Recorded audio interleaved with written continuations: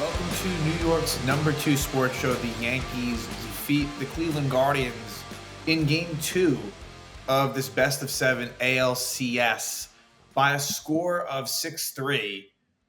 And Aaron Judge hits his first home run of the postseason. And hopefully this can finally get him going. He needed it in a big, big way. Now, we had a sac fly earlier in the game after Juan Soto was actually intentionally walked in front of Judge. And I actually agree. I mean, from a Cleveland perspective, I actually agree with it. I know, like, for some, it's kind of blasphemy that anyone would be intentionally walked in front of Judge, but it is Juan Soto who's been really hot, and it does set up the double play in a righty-righty matchup. But Judge gets a sac fly in that at bat, and then against Hunter Gaddis, who has struggled in the postseason, but was really one of the best relievers in baseball during the regular season. Judge was able to hit a two-run homer right center field. It was in the air for a while. From my vantage point, being at the game, did not think that it was going to go out, but it just kept carrying and carrying and carrying. And, a huge two-run homer to give the Yankees just a little bit of cushion. And so that for me is the big story coming out of this game is, can this be something that gets Aaron Judge going? Because we know when he gets hot, he is almost impossible to stop.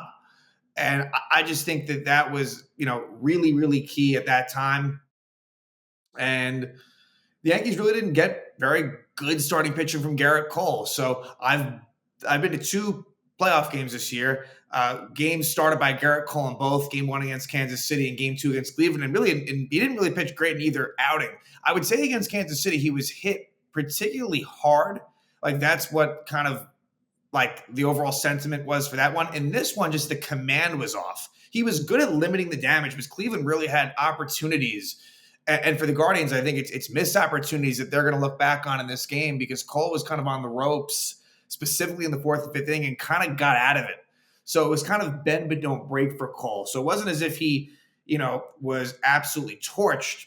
More so, just the Guardians did a really good job of working the counts, getting runners on base. It was kind of just a grind for Cole to the point where he did not qualify for the win. He did not go 5 innings. He only went 4 1/3 innings, and the bullpen again does the job. Clay Holmes comes on and is able to preserve the Yankee lead. Tim Hill was really the unsung hero of this game. He gets 5 really big outs. He actually came in a 1-run game in the 6th, gets a 1-2-3-6, and then gets 2 outs in the 7th. Then Tommy Kahnle gets the next 4 outs, and then Luke Weaver pitched the 9th. And that was kind of the one thing I leave from this game where, like, that was unfortunate. And the Yankees kind of view 4-run games because a save situation, when you start the 9th inning, it's a 3-run game qualifies as a save. And, obviously a 2-run lead or a 1-run lead, a 4-run lead doesn't. But the Yankees have the way they've operated. This has been a thing. 4-run game for them means go to closer. And that's what Luke Weaver is. If they had scored one more run, if it was a 5-run game, it would have been Ian Hamilton. And I was kind of hoping that that's what would happen because Weaver has been pitching a lot. And he actually did give up a home run to Jose Ramirez in the 9th. Other than that, Weaver looked fine. But I just there is concern for me because he has, been definitely used quite a bit. He was used in Game 1, so back-to-back nights of Weaver. And he does allow a run there, kind of breaking what was a really, really long scoreless streak for him specifically. And as well, and for the bullpen as well, that was to me the first run that they allowed that didn't involve any sort of defensive miscues because in Game 1, that streak came to an end, but really Rizzo they could have given him an error. So this one, look, as far as what it meant to the game, I'd rather him give up a home run to Ramirez than allow a walk. In the 9th inning situations, you just got to throw strikes. And if Ramirez hits a solo home run, so be it. So that, again, the bullpen has definitely been used a lot and they've been really good. And they were, that was the key here because, the offensive performance, it was very similar to what we've kind of seen from the Yankees in this postseason where they've been competitive, no doubt. And they've been drawing their walks. They've been getting on base, but they haven't really been able to break through so much. And in this game, like, again, this felt just like kind of the formula of what we've seen in the postseason so far. In these 5 wins and 6 games, it's involved a lot of really good pitching. Bullpen, like, especially, has been lights out. And the offense has, again, there's been a lot of traffic, not a whole lot of, explosion, if you will, right? I mean, you look at this, 6 runs, I think, is the max that the Yankees have scored. If you go back to game one against Kansas City, they scored 6 runs in that game as well. So it's not as if they've been shut down, but they're capable of a lot more. That's the thing. It's kind of been somewhat ugly baseball, and really the base running in this game was brutal. Jazz Chisholm Jr., we'll get into it in the 6th inning. Just terrible. Really, really bad. But luckily, Anthony Rizzo bailed him out. And then Rizzo made a base running mistake of his own, like right after that. So that's part of the thing with the Yankees. Like, base running for them is not their strong suit. Luckily, the defense, which at times can be touch and go, has been mostly pretty good. There was one play where Jazz Chisholm gets in front of Anthony Volpe. That should have been avoided. And originally it was ruled an error. Then they changed it to a hit. So, but yeah, this was really big. For the Yankees to take both games at home against Cleveland was big. Because if it was a split, the feel's completely different. So now you go to Cleveland, and even if you only take one of 3, that still sets you up for being up 3-2 coming home for game 6. You know what I'm saying? Like, obviously you lose all 3. That's a whole nother story entirely. But it really does put you in a pretty nice spot. You're hoping to take care of business and finish it in Cleveland. But if you don't do that, and like I said, you just get the one win, you're still kind of in the driver's seat. So Yankees in a really, really good spot right now. There's still ways to go. I do think the games in Cleveland will certainly be more challenging for many reasons. And I think that we haven't heard the last of the Guardians. I really, really think that they're going to make this series difficult. Like, they're not going to go down quietly. But let's discuss the lineup. And there's a lot of talk about, let me go through each player. Let's go through each player first. The lineup was the same as it had been in game 1. And so Rizzo back in there. Any thoughts that he may have been hurt or something, because he got taken out in the 9th inning of game 1. He was fine and in there, and actually really, I'm going to talk about him, quite extensively and for many positive things. But Gleyber Torres, he has been so good in that leadoff spot, especially in the 1st inning. He gets a leadoff double, and so he has reached base as the leadoff hitter 5 of the 6 games in that 1st inning. So 3 hits on the night for Gleyber Torres. And actually he got kind of screwed as well in his last at-bat. Strike 3 should have been ball 2, I think. I think it was a 1-2 count when he was rung up by home plate Gabe Morales. But for Gleyber, the stats looking good. And if these are his last days with the Yankees, I mean, look, there's still more to be had here, but he's going out on a really good note. Because we don't know. I mean, the future of Gleyber is very uncertain, and certainly going into the postseason, it didn't feel as if he'd be back. But maybe things change. But Gleyber really, really has been very key. I keep on saying that to this lineup. Juan Soto. Soto, again, a lot of first inning success for Soto. We've seen Torres, Soto in that 1st inning, like they are making things happen. So for him, the stats don't end up being anything too crazy, but just consistency. He goes 1 for 3 with a walk. Really, really good numbers again in the postseason. It's a 6-game sample size, but batting .350 with an over 1 OPS. Aaron Judge, I discussed, and the interesting thing, I haven't even brought this up yet. Brian Rocchio with just a tragic error in the 1st inning. Judge didn't come through in the 1st again. And was bailed out there. But like I said, it ends up on a really, really high note. He gets that sac fly, which he deserves a lot of credit for, and then that big 2-run homer. So, look, the narrative was kind of still continuing on Judge, like really not coming through in big moments in the postseason, but he certainly does in this one. Austin Wells, the struggles continue. Goes 0 for 4, 2 strikeouts. The last at-bat was good, and maybe if you want to take a very small positive, but like his batting average is .083 with a .237 OPS. So, I was kind of resisting the idea. Going into this game, I was thinking, okay, I understand that Wells deserves to be moved down in the order, but I don't know who deserves to be moved up. But with Rizzo doing what he did here, and like I said, like it wasn't something that even going into this game that I wanted to do. Now I understand. Like if they move Rizzo up and Wells down, like totally get that, and I'm for that. That all said, if they want to leave the lineup the way it is, that is okay too. Like, I'm not going to die on any type of hill here, but Austin Wells, it's certainly been rough for him in that cleanup spot, and it'll be something that I'm curious to see going to Cleveland. Do they make any tweaks, or is the philosophy, hey, like we're just going to stick with what we got? So we'll see. Giancarlo Stanton, a quiet night for him. Still looks good at the plate. Didn't strike out in any of his 4 appearances, but goes 0 for 4. Jazz Chisholm Jr. does get an opposite field double against the lefty, which was good, but other than that, not good. And then as well, whether it be defensively or more so base running, not good either. With Jazz Chisholm Jr., it's trying to do too much. It's not playing smart. So we'll see. We'll see. It hasn't been great for Jazz. Anthony Volpe, after a quiet game 1, after a good Kansas City Royals series, Volpe, very good on this night. 2 for 3, drew a walk, a couple of runs. Like for Volpe, very impressed by what I've seen after what was, look, a not so good regular season at the plate. He's really, really looking comfortable. He's an on-base machine. Very good to see from Volpe. Anthony Rizzo with a couple of hits and a couple of big ones at that really involved, the Yankees scoring runs in the 2nd inning and the 6th inning. So, and with him, with the fractured finger situation that he sustained on a hit by pitch in the second to last game of the season, the fact that he's doing what he's doing in what will very likely be his last days as a Yankee. That's the thing. You have like Rizzo, Gleyber Torres, obviously Soto's an impending free agent. And I'm more speaking like my initial thought here, Rizzo, Gleyber, like Clay Holmes, like guys that have been with the Yankees for multiple years, making their impacts. And then speaking of another impending free agent, ALCS Verdugo. Verdugo, he gets a big RBI hit. He does. And so, like, with the defense that he's providing and, giving you enough offensively, it's in the number 9 hole, it's been fine. And I really like that hit that he had. It just kind of slashed it to left field RBI double. That's the type of stuff that you saw, when he was in Boston and then like very early on in the season with the Yanks. So, look, at this point, your lineup kind of is what it is.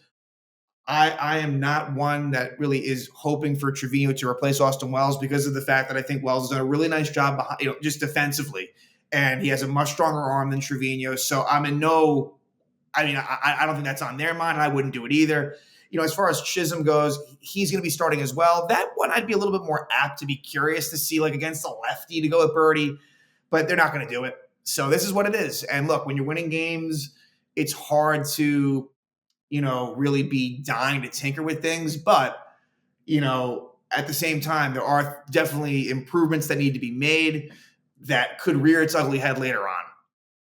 So for Garrett Cole, like I said, 4 1/3 innings, 6 hits, 2 runs, 4 walks, 4 strikeouts. Not a very pretty line. Like I said, didn't really get hit hard. In fact, didn't give up any extra base hits.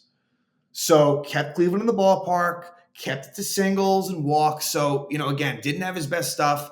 It wasn't a good outing. Like, I would say it was more negative than positive, but he was able to maintain that Yankee lead, and Clay Holmes helped him in the 5th.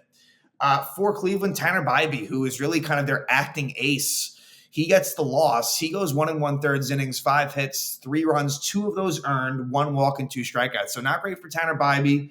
Chances are we'll probably see him. I shouldn't even say that. But because he only threw 39 pitches, for that reason, don't be surprised if you see him again, in Cleveland at some point, just because it's kind of an all hands on deck thing for the Guardians. They end up using 8 pitchers in 8 innings. So again, it's all hands on deck for Stephen Vogt. But yeah. So let's discuss game 2 at Yankee Stadium. A good start for Garrett Cole, actually. It kind of got worse and worse for Cole, but a pretty decent beginning. Jose Ramirez did get into one that went to the warning track, which Juan Soto made a catch. Also, I want to mention Gold Glove finalists announcements were made, and it was Anthony Volpe, ALCS Verdugo, and Juan Soto. Like, how is Juan Soto? Love Juan Soto. Like, want him re-signed at all costs, but like he is not a Gold Glove finalist outfielder. It's just not even close. But yeah, wanted to mention that. For Volpe, is there a chance that maybe he wins back-to-back Gold Gloves? I guess I didn't give it a good look. I think Brian Rocchio actually might have been one of the other finalists for shortstop. And then ALCS Verdugo in left. Like, again, I think Verdugo is a good outfielder. Is it Gold Glove caliber? I wouldn't think so. But then again, I don't really know the competition as well. So anyway, bottom of the first, Gleyber Torres leadoff double. He continues to be that spark in that first inning. Juan Soto singles. So the Yankees had 2 hits runners in scoring position. They were 2 for 10. Soto gets one of them. It makes it first and third, no out. And then Aaron Judge hits a high pop-up off of Tanner Bybee, which should have been caught by Brian Rocchio, but it's dropped. And not only is it dropped, just think about this. Let's just say he drops it, recovers it, then they just get the runner out at second. It's no harm, no foul. But the ball goes away from him and Andres Gimenez to the point where Juan Soto goes to second and Gleyber Torres scores from third. So a really bad fuck up by Cleveland. However, it cost him a run, but nothing more. Because Austin Wells strikes out. Again, his struggles continue. Giancarlo Stanton flies out. A really nice play by the right fielder, Will Brennan. A sliding catch in foul territory. And then Jazz Chisholm Jr. strikes out to the end of the inning. Cole puts up a scoreless second inning. And in the bottom of the second, the Yankees tack on two more. Anthony Volpe singles. Anthony Rizzo singles. The bottom of the order. Volpe, Rizzo, Verdugo. Really key in this inning and just in general in the game. They really got the job done. And so at first and third, no out, Alex Verdugo, a really big opposite field, down the left field line, RBI double, makes it 2-0 the Yankees and makes it second and third, no out. Gleyber Torres does pop out. And so for Gleyber, I got to think that his numbers are a lot better, and this is kind of obvious, with the bases empty than with runners on. But anyway, then Bybee intentionally walks Soto, and they bring on Cade Smith. Cade Smith is one of the high leverage relievers for Cleveland. He was excellent as a rookie this season. And look, I understood that move. I actually completely agree with it. And it ends up leading to Judge hitting a sac fly. And the good thing with this was Judge had 2 strikes on him, and Cade Smith has strikeout stuff. And Aaron Judge does strike out. But he's able to get that run in. Rizzo scores, makes it 3-0, and then Austin Wells strikes out. So again, the Wells issues are very much there. And then in the third inning is where Cole starts to get in a little bit of trouble. Lets a couple of guys on, but he's able to get out of it, which was good. And then in the fourth, it kind of increases to the point where this is the situation where Lane Thomas has a check swing infield single after a Josh Naylor hit to start the inning. So Lane Thomas, this was a play where Jazz Chisholm goes in front of Volpe. I would have liked to have seen what would have happened if Chisholm stayed out of the way. Is there a chance that Lane Thomas beats that anyway? Yes, but Volpe didn't even have an opportunity. Then after a Brennan ground out, which moves the runners over, Andres Gimenez walks. And then Stephen Vogt pinch hits David Fry from Bo Naylor. A definite curious decision, and one that ends up really biting them the next inning. And I understand that Bo Naylor's been struggling, and David Fry has, been pretty good for Cleveland in this postseason. But I don't know, Cole, the righty, an interesting decision that doesn't work out for Cleveland. Fry pops out, and then Cole gets Brian Rocchio to strike out looking. And Rocchio has been one of the best Cleveland hitters in the playoffs and in the series. So Cole is able to get out of it in that fourth. Then in the bottom of the fourth, Tim Herron, the lefty, comes on for Cleveland, pitches a scoreless inning. And then the fifth is where things kind of come a little undone for Cole. Kwan single, Manzardo single, Ramirez walk, and then Naylor hits a sac fly. Now, during this at-bat, the first pitch should have been called the strike, but Wells dropped it. Either way, Naylor sac fly makes it 3-1. Manzardo goes to third, so it's first and third, one out. Then while Lane Thomas is up, Jose Ramirez still second, and then Lane Thomas walks. And that is all for Garrett Cole. And they bring on Clay Holmes. This was a tough decision. You could have, in theory, left Garrett Cole in. The risk, Tim Hill was also warming up. The risk with Tim Hill is that if they did that, then they would have pinch hit Noel for Will Brennan. They didn't want to do that, obviously. So they go Clay Holmes, and he does get Will Brennan to ground out. Nice play by Rizzo to get the lead runner out at second. The run does score. So Kyle Manzardo scores to make it 3-2. Then Holmes very kind of smartly walks Andres Gimenez. And the reason why that was smart, even though it creates a bases loaded situation, Austin Hedges was on deck, and they had no recourse. Stephen Vogt couldn't do anything else because he actually has 3 catchers in Naylor and in Fry. You know what? In hindsight, now that I think about it, and Cleveland fans would know this better, I guess Fry must not really be. Was he exclusively used as a DH this season? Because I know David Fry is a catcher by trade, and I guess Fry doesn't really catch much. I guess he's kind of strictly just a DH because those guys are out of the game, and Hedges is the only, you can't pitch hit for him. And so it's a really good matchup for Holmes, and he strikes out Hedges. I'll also say, very nice block by Austin Wells on an 0-2 pitch. That gets away from him. It's a tie game. So again, Stephen Vogt, some questionable decisions that did kind of come back to bite the Guardians there. And the Yankees are able to maintain that lead barely up 3-2. Nice job by Clay Holmes getting out of it. And Clay would actually get the win. So Clay Holmes' second win of the postseason. He continues to really be so effective and very relied upon by Aaron Boone. Eli Morgan pitches a 1-2-3 fifth inning for Cleveland. Then Tim Hill, who was behind in the count on Brian Rocchio, strikes him out and goes 1-2-3. Really, really good work for Hill, who, in his appearances so far in the postseason, it's been a little shaky. Like he hasn't been hit hard necessarily, but he also has been a little ineffective and has been letting, base runners on, as was the case in game one.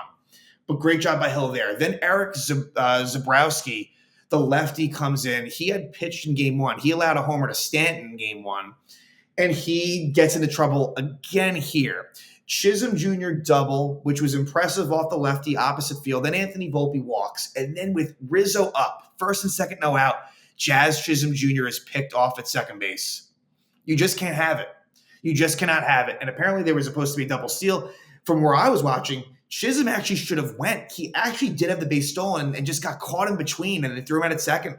Terrible, unacceptable base running by Jazz Chisholm Jr. But luckily, Anthony Rizzo is able to get a double, not an RBI double, but a double that has Anthony Volpe score. And the reason for that is that Will Brennan bobbles the ball on right.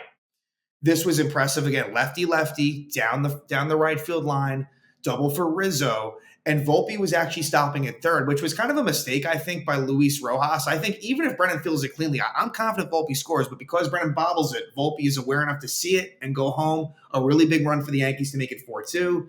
And then Verdugo flies out. They bring on the righty Pedro Avila, and he actually doesn't even end up really facing anyone because with Torres up, Rizzo ends up being thrown out getting caught in a rundown where it's a play where Austin Hedges is able to block a ball in the dirt and Rizzo just caught in between. That's another terrible job of base running by Rizzo. Just bad. So the Yankees are up 4-2. Tim Hill gets the first two outs of the seventh inning. And Boone said, because the Yankees got that extra run to make it a 2-run game, they kept Hill in. I guess if that didn't happen, they probably would have went straight to Tommy Kahnle. So that was really important. And then Kahnle comes on. He does walk Lane Thomas. And with Will Brennan as the tying run, he gets him to ground out. Bottom of the seventh, Hunter Gaddis comes on. And he's really, in a lot of ways, number two behind Emmanuel Clase. Leadoff single for Gleyber Torres, kind of not an excuse me hit, but just sort of he dinks it opposite field for his third hit of the night. And then after Soto flies out, Aaron Judge does it. He hits his first home run of the postseason to right center field. It was a high pitch, but he's a big guy, and so not much of a problem for him. But it just kept carrying. It went out, and it just kind of took the angst away from the crowd. Everyone goes nuts. Was really, really big, and hopefully it's a sign of things to come. Makes it 6-2. Ben Lively would come on to finish out the inning, and he replaced Alex Cobb on the roster. So Cobb is injured, taken off the Guardian roster, and Ben Lively takes that spot. In the eighth inning, Tommy Kahnle pitches a scoreless eighth inning, so he gets 4 outs after Tim Hill got 5. Eighth inning, Yankees get a couple of runners on for Gleyber, but he's called out on strikes, and what was, again, should have not been strike 3. And then Luke Weaver pitches the ninth inning. And this is where I wish that could have been avoided. I really do. I hope that doesn't affect him and the team in the long run. He does allow a homer to Jose Ramirez, his second homer of the postseason, to make it 6-3, but he gets all the other guys out. And so the Yankees win by a final score of 6-3. And this series will shift to Cleveland. And the game 3 starter for the Yankees is Clark Schmidt. TBD for Cleveland. I got to think that Matthew Boyd likely will start that game or at least be part of it. That would seem logical to me for many reasons, but it hasn't been officially announced yet. And then game 4 will be Luis Heel. And then presumably and that's been announced, and then presumably game 5, if there is one, would be Carlos Rodon. So my thoughts here are this. Getting that split of the next 2 games is important. And that's kind of obvious, right? So it gives you still having control of the series. So I guess, in other words, if you lose the Schmidt start, if you lose game 3, not the end of the world as long as you win game 4. That said, though, Luis Heel is a wild card. He has not pitched in a while, A. He has not pitched in the postseason before either. So things will be a lot less stressful if the Yankees are able to win game 3. And that's obvious, but things can turn quickly. That is for sure. And Clark Schmidt, I think it's good that he got that start under his belt in Kansas City. And not for nothing, he has actually pitched in Cleveland in the postseason before. So this wouldn't be the first time. He did it in 2022 out of the bullpen. So that's just a little bit of a preview for what we'll see in Cleveland.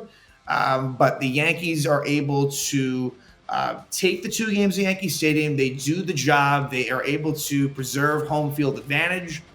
And Aaron Judge is able to get off the schneid with a really, really big home run. And he needed it badly. The team needed it. And we will see what happens as the Yankees take a 2-0 lead to Cleveland.